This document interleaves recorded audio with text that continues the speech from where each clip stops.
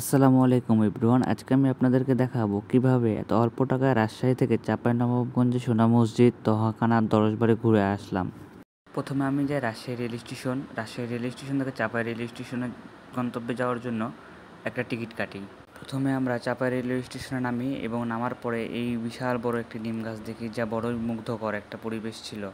তারপর আমরা চাঁপাইনবাবগঞ্জ স্টেশন থেকে শান্তির মোড়ে যাই এবং শান্তির মোড় থেকে কানসাট যাওয়ার জন্য রওনা হই। চাঁপাইনবাবগঞ্জ শহরটি মহানন্দা নদীর তীরে অবস্থিত।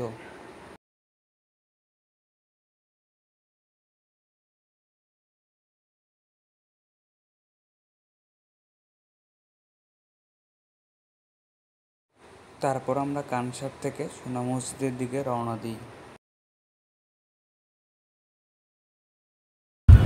অনেকদিন পর একটা সফরে বের হয়েছি।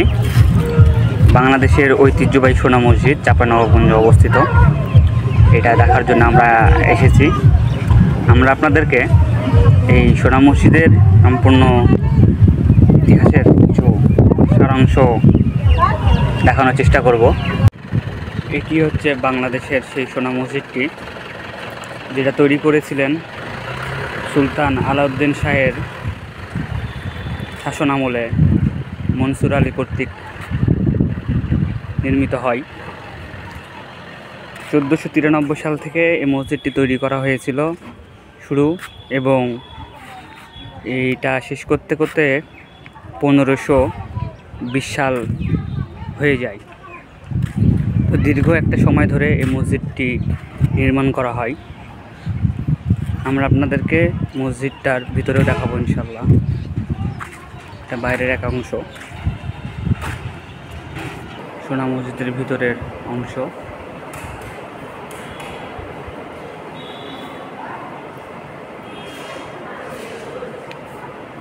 বলা হয়ে থাকে এইখানে সোনা দিয়ে প্রলেপ দেওয়া ছিল, কিন্তু সেটা ব্রিটিশ শাসন আমলের পর থেকে আর পাওয়া যায় না।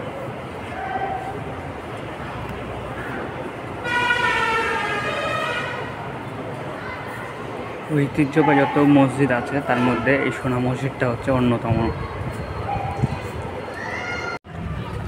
এটা সোনা মসজিদের সামনে অবস্থিত কবরস্থান।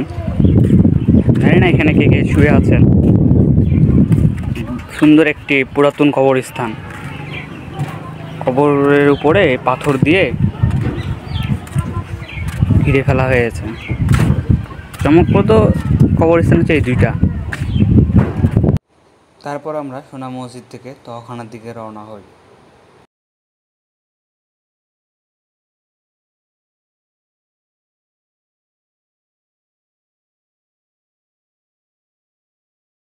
ঘুরতে ঘুরতে চলে এসেছি সোনা মসজিদ থেকে 500 মিটার উত্তর পশ্চিমের তোহাখানায়।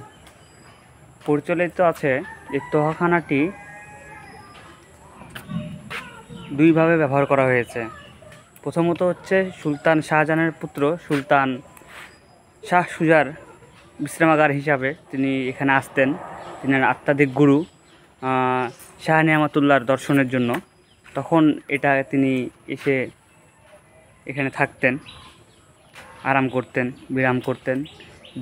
দ্বিতীয় মঠটি হলো এখানে শাহ নেয়ামতুল্লাহ রহমাতুল্লাহ আলাইহি তিনি নিজেই এখানে অবস্থান করতেন।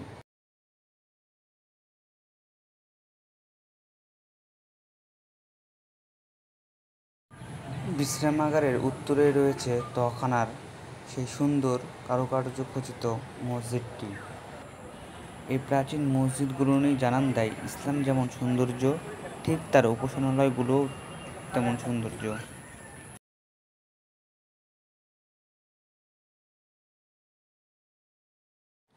স্রষ্টার প্রেমে মগ্ন হওয়া ব্যতীত এমন সুন্দর উপাসনালয় তৈরি করা আসলেই সম্ভব নয়। কি হচ্ছে তোহাখানা মসজিদের ভিতরের অংশ।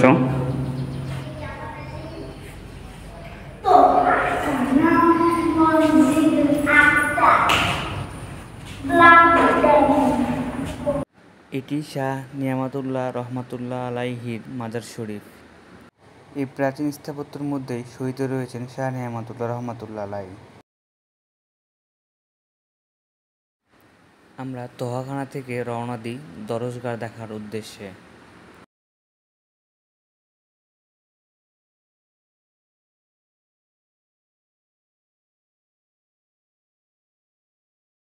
আমি এখন রয়েছি বাংলাদেশের সবথেকে পুরাতন মাদ্রাসাগুলোর মধ্যে একটি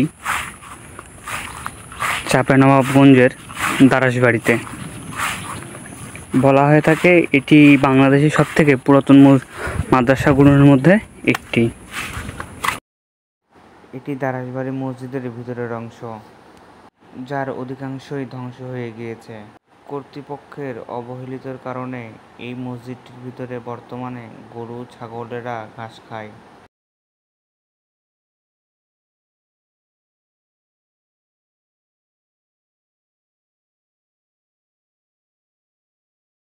এটি দরজবাড়ি মসজিদের পিছনের অংশ।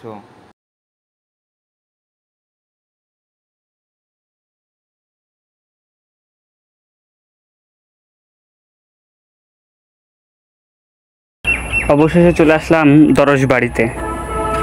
1504 খ্রিস্টাব্দে সুলতান আলাউদ্দিন শাহের সময়কালে এই দরজবাড়িটি প্রতিষ্ঠিত হয়। আমাদের এই ট্যুরের সমস্ত খরচের বিবরণ ভিডিও শেষ প্রান্তে দেওয়া রইল।